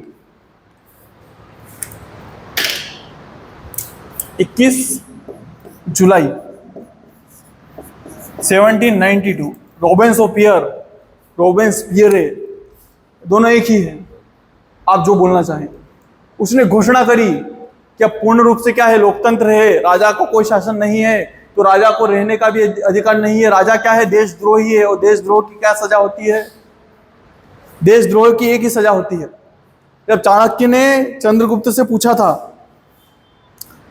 कि बताओ देशद्रोह की क्या सजा होती है, तो चंद्रगुप्त ने क्या जवाब दिया था, आप लोगों को अगर मैं शासक बना दूं कि भारत के राजा हो आज से, वही खुशी। अब बताओ कि अगर आपके सामने कोई देशद्रोह कर रहा है तो क्या सजा दोगे उसको, हाँ, क्या कारावास, मार दोगे ना, मार दोगे, हो तो शासन तो कर सकते हो तुम लोग, दया तो नहीं दिखाओगे ना, नहीं दिखाना। आप शासक हो, देशद्रोह का कोई और आंसर नहीं देता है। एक को छोड़ दिया तो क्या होगा, बाकी लोग भी करेंगे, देश खत्म हो जाएगा। अब आरोप क्या है इस पे, लुई और मेरी पे काय का आरोप है, देशद्रोह का आरोप है। तो लुई 16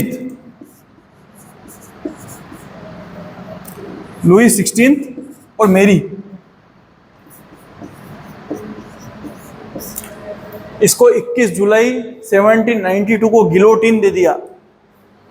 गिलोटिन, मैं समझाता हूं, कभी प्रश्न आएगा कि गिलोटिन का संबंध किस क्रांति से, तो आप लोग समझाओ कि फ्रांस की क्रांति से।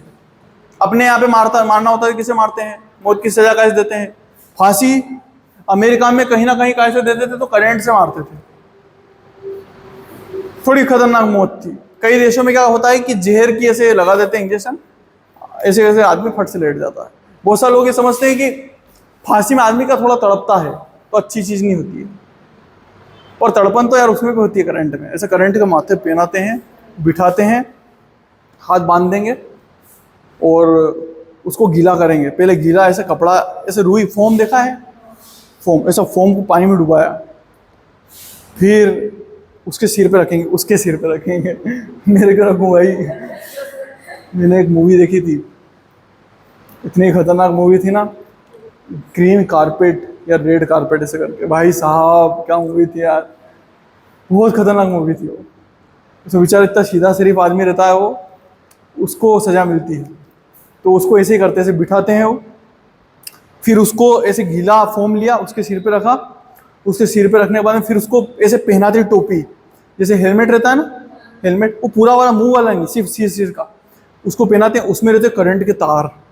अब आप लोगों को पता है पानी कुचालक होता है कि सुचालक होता है, इसका करंट का, करंट आता है कि नहीं आता पानी में, आता है ना, तो सुचालक बोलते हैं उसको। तो सुचालक होता है तो उसके अंदर से आराम से करंट भेज जाता है, वो करंट रहता है, थोड़ा आदमी तड़पता है, कि उसको चेक करते हैं बंद करके करंट कि निपट गया क्या, निपट गया तो फिर उसको ले जाते हैं।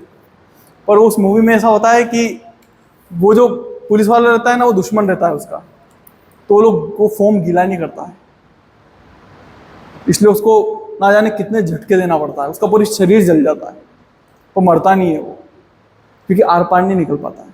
वो खतरनाक मूवी थी, मतलब देख के मेरे को मजा आ गया था। यहाँ तक समझ में आया? गिलोटिन देख रहे थे अपन, फ्रांस में गिलोटिन देते हैं। ये है 2 खंबे हैं, ये खंबे हैं ना, यहाँ पे ऐसा कुछ एक ब्लेड रहेगा, ऐसा ब्लेड,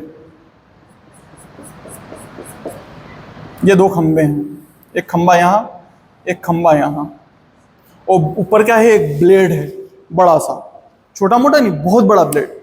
तो मान लो कि ये है ना, इसका इससे थोड़ा और ज्यादा बड़ा ब्लेड रहेगा, इतना बड़ा ब्लेड रहेगा, और यहाँ पे एक तख्त रहेगा, और यहाँ पे उसके लिए जगह थोड़ी सी खाली रहेगी।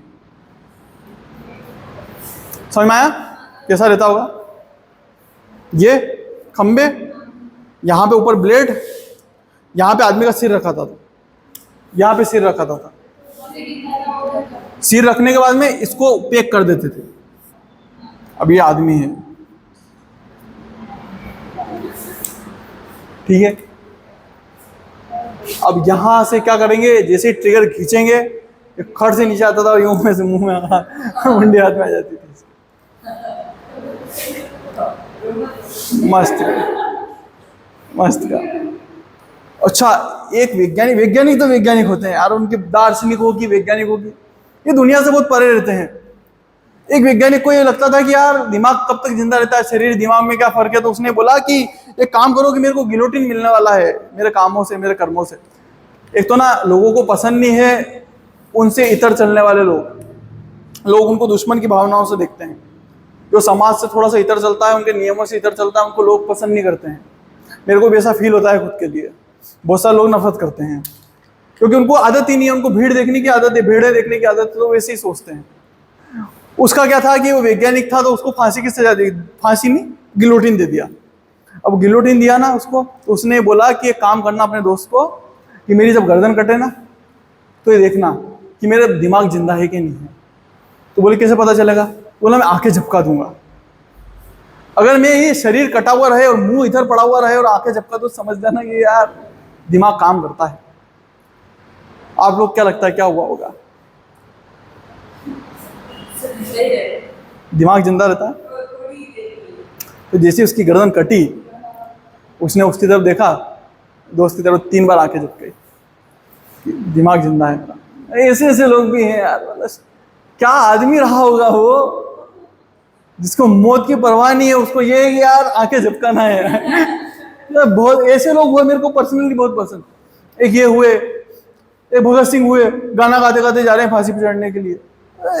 ये जिंदा दिल लोग हैं यार, फिर अपने जैसे जी रहे हैं, बूढ़े हो रहे हैं, बीमार हो रहे हैं। जो छोरी हैं उनको गालियां दे रहे हैं, छोरी ऐसे कपड़े मत पहन, यही करते हैं बूढ़े होने के बाद में। इससे तो इनकी जिंदगी बढ़िया, अच्छी उम्र में निपटो, ऐसे निपटो। यहां तक आया बात समझ में? इनको गिलोटिन दे दिया, दोनों निपट गए। अब क्या हो रहा है कि ये आदमी हो गया तानाशाह। ये आदमी क्या हो गया है? बिल्कुल तानाशाह। जब राजा रानी को तुमको सजा मिलने का मौका मिल जाए कि तुम राजा रानी को मार सकते हो, तो तुम तो कुछ भी कर सकते हो। तो ये क्या हो गया है? रोबेंस ऑफ फियर, बिल्कुल बेंडा। अब इसको चीजें समझ में नहीं आएगी। इसके दिमाग में आता कि ये आदमी लोकतंत्र का विरोधी है, गिलोटिन दे दो। तुमने सपने में बोल दिया ऐसे 2 जनों से बात करते करते कि राजा था तो अच्छा, और अगर बात फैल गई, ये बोल रही थी राजा था तो अच्छा, चलो आ जाओ गिलोटिन दे दो। जो मिला, अफवाह उड़ गई। अफवाह उड़ रही कि 10 जने बोल रहे थे कि राजा का शासन होना चाहिए, 10 को गिलोटिन दे दिया। तो इसको क्या बोलते हैं? आतंक का काल। क्या बोलते हैं?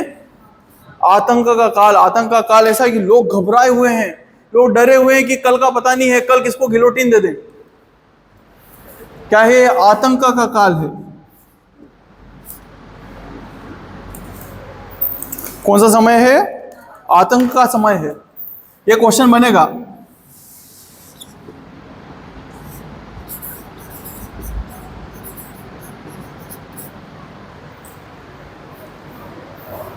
ये प्रश्न बनेगा, और ये आतंक का काल कौन लेके आया है? रोबेन्सोपियर, बहुत फेमस व्यक्ति है, ध्यान रखिएगा। इसके समय में जो मैंने आपको एक व्यक्ति बताया था, नेपोलियन बोनापार्ट, वो क्या बन गया है? सेना का अधिकारी बन गया है।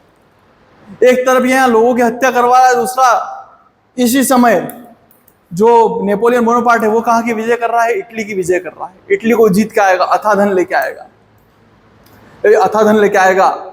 ये लोग देखेंगे कि रोबेन्सोपियर ने अति आतंक का राज क्रिएट कर दिया है, बहुत तमाशे कर दिए हैं, जो नजर आता है उसको मार रहा है। इस काल को क्या बोलेंगे? आतंक का काल। ये नाम ही है उस काल का, आतंक का काल। तो लोग इकट्ठे होंगे, चलो तुम लोग भी हो, मैं रोबेन्सोपियर हूं, तुम मेरे साथी हो, दोस्त हो, तुम लोग भी मेरे से बात करने में डरोगे कि नहीं डरोगे? नहीं डरोगे। मैं तुम्हारे सामने अगर एक जने को मार दूं ना, अगले दिन तुम मेरी क्लास में नहीं आओ। रहेगा ना दिमाग में कि क्या पता कल क्या करते, सन की है तो इसके साथी लोग भी डरे हुए हैं, सब लोग डरे हुए हैं इससे। आतंक का काल इसलिए तो बोलते हैं। तो ये क्या करेंगे? ये सब लोग इकट्ठे होंगे, सांसद इकट्ठे होंगे, और ये रोबेन्सोपियर है इसको भी क्या दे देंगे? गिलोटिन। यहां आतंक का काल, उसके बाद रोबेन्सोपियर है। बस 2 मिनट की और क्लास बची है ना, को भी क्या दे दिया? गिलोटिन। और इसके बाद में जो काल आएगा उसको क्या बोलेंगे? शांति का काल। कौन सा काल आया? शांति का काल।